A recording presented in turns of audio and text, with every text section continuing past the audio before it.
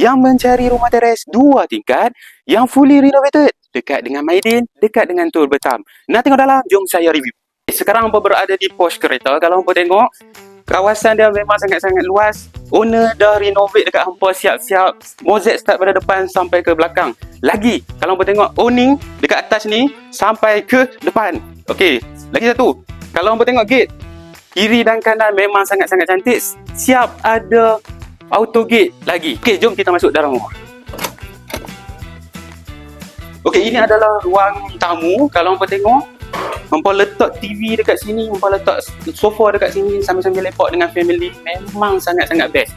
Satu lagi saya nak cakap, owner dah renovate siap-siap dekat hampa, kipas, lampu, siap plaster ceiling yang sangat-sangat cantik lagi. Okey, jom kita pergi ke dining area. Ini adalah ruangan dining area. Hampa boleh letak meja 4 ke 6 orang. So siap dengan kipas dan ceiling lagi. Okey, jom kita pergi ruangan kitchen. Okey, untuk ruangan kitchen ni kalau hampa tengok, owner dah renovate siap-siap. Setiap tabletop start daripada sana sampai sana. Dengan almari, kabinet lagi. Bawah ada, atas pun ada.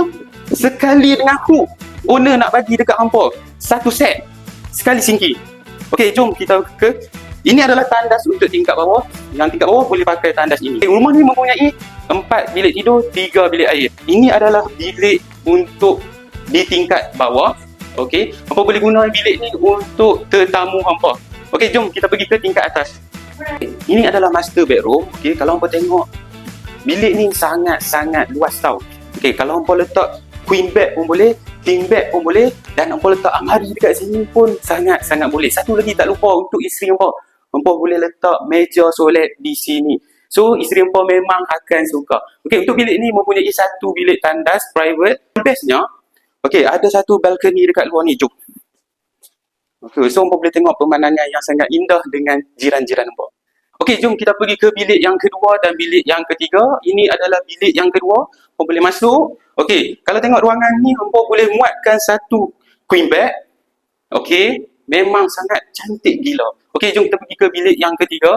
Okey, ini adalah bilik ketiga. Hampa boleh letak satu single bed. Untuk anak bujang hampa boleh letak di sini. Okey, untuk bilik 2 dan bilik nombor 3, dia berkongsi tandas. Okey.